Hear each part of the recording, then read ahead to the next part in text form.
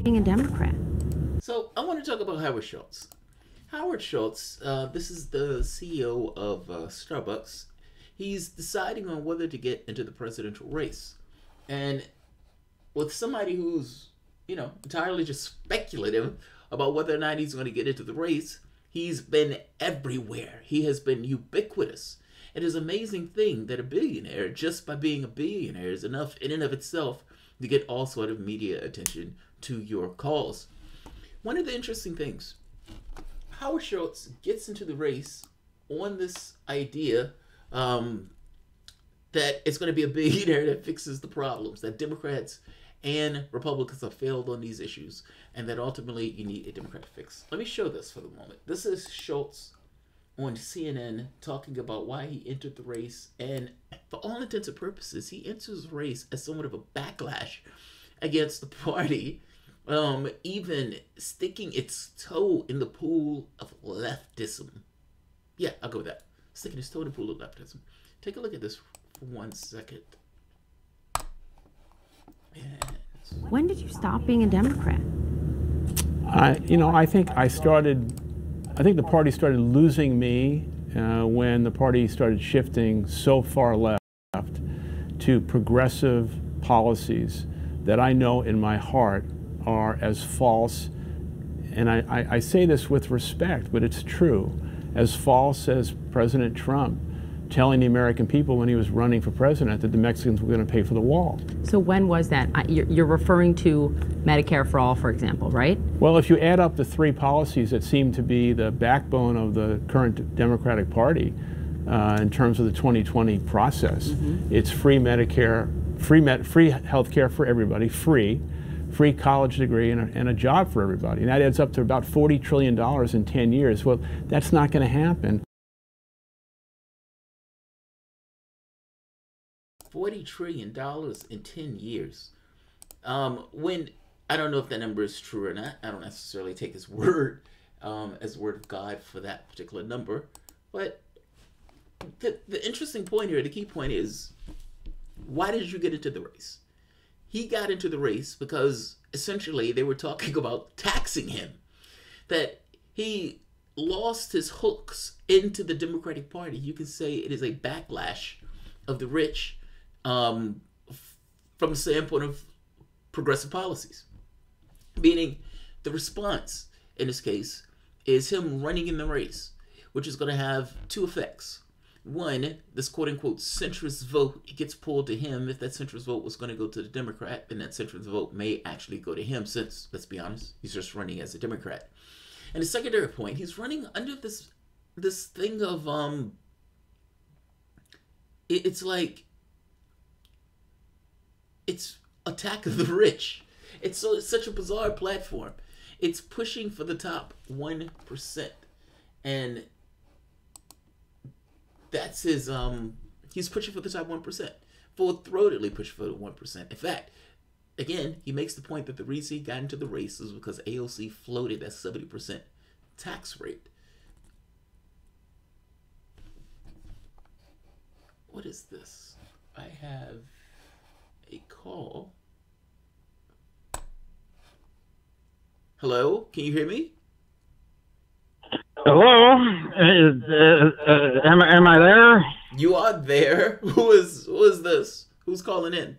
Well, I heard you talking about this. This is Howard Schultz, the one and only Howard Schultz. You watch my show? I had no idea you watched my show. Well, welcome to Well, my butler actually said that someone was talking about me. I have him check up on all these things, and here I am. Your butler was watching television for you? Does your butler typically watch television for you? He checks everything for me, to see if anybody's talking about me or see what shows I need to get on to help boost my word out there, All right, now, you haven't decided to run for president yet, right? I mean, you've been all over the place, but have you actually decided to run?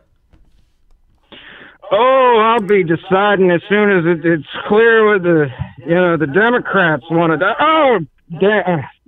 I just spilled some of my 1996 Don Perignon Rose Gold Methuselah. Oh, geez. It's 49 grand a bottle. Oh.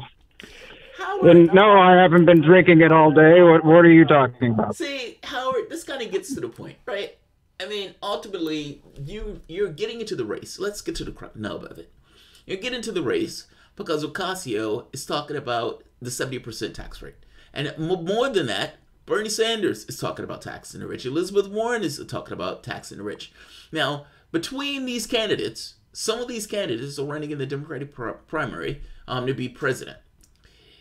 Aren't you in this race because this is the rich essentially fighting back from the standpoint of Democratic politics, maybe shifting to the left? Well, let me tell you something. There's been something going on, the last year or so with the Democratic Party, and me and some people I know, they just don't like it. And there's really a word for it. There's a word for it. It's discrimination. Me and people like me in my class, we're a very small minority of people, and we are being discriminated against by these presidents. Wait, not fair. You believe that 95% of the wealth went to the top 1%? Howard, do you really believe that's a fair system? Where 95% goes to 1%? Disgusting smear. That's not true at all. Not all the money's going just straight to me and my buddies. We've dole out enough around. You're just making up facts here. Why don't we stick to facts? Okay, what about this fact right here? 40% of Americans only one missed paycheck away from poverty. That's pretty damning, right? I mean, you're a billionaire. And you're in a country. How is that my fault? See, this is the discrimination I'm talking about. You see, 30,000 homeless people on the streets of LA, and everybody wants to hang me or put me in a guillotine. It doesn't make any sense. Well, okay, fair enough. Let me ask you this. Is it possible that if the billionaire class didn't exist, meaning if your class didn't exist, in two questions, would you have done everything that you've done from the standpoint of Starbucks if you got $250 million as opposed to billions? That's one point. And the second point, isn't it true that if your class didn't exist, that, things like poverty and these type of things would be somewhat improved by the degree to which you are not a billionaire? Meaning that money is just kind of sitting in a queue somewhere that can be used for the material benefit of society. Hold on now. Let me tell you something. I grew up in the projects. I am a completely self-made man. I took a little dinky company and I made it so there's now Starbucks coffee beans inside of grocery stores where there's a Starbucks kiosk in the same plaza as another Starbucks. You can't get that kind of market share unless, you're me. And this is the thanks I get? I don't say that anything is wrong with your product. I love Starbucks. I'm just saying there's something to be said about paying your fair share. Well, there wouldn't be Starbucks now, would there be, if I wasn't a billionaire? Because, just these Democrats they themselves are now undemocratic.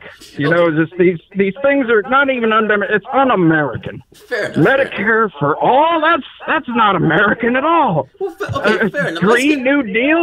What part of America needs to be green? No one needs that. Let's get into your platform then, because I'm curious about what you're running on.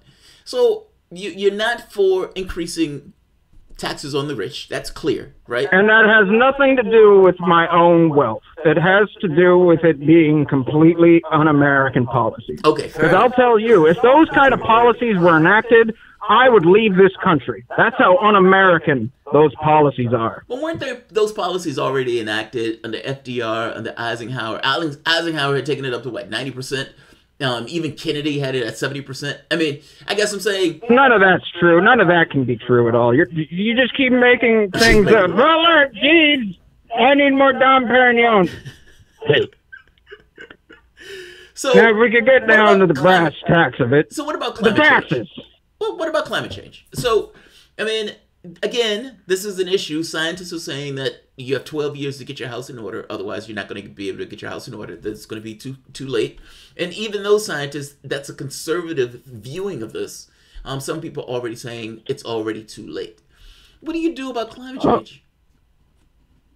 Well, let me tell you, the Republicans, they don't even believe in climate change. Of course, I believe in climate change. Right. As much as my butler believes that his outhouse is the best he's going to get. You know, and What? I just don't think that what Democrats want to seem to do to fix the problem will fix the problem, because they just want to take all my money. That's not going to fix anything. But they're not taking your money just for shits and giggles. They're taking your money and using it for either improving the situation to which people find themselves in, meaning making them less vulnerable. You mean the folks? The folks, yes, the folks. People like I'm all for. I love the folks. I'm folksy. You know, you get that Alexandria Cortez Ocasio, you know, dancing all the time. I can sing. You want to hear me sing? Here it comes. This land is my land. This land is my land. From corner Starbucks to my butler's outhouse. Schultz. Wait, Schultz. Land was Wait, made just for me. I'm just trying to pin you down on policy positions. That's all. Do the people like me, Ed? Your main thrust of the platform is don't tax me, bro. Is that fair?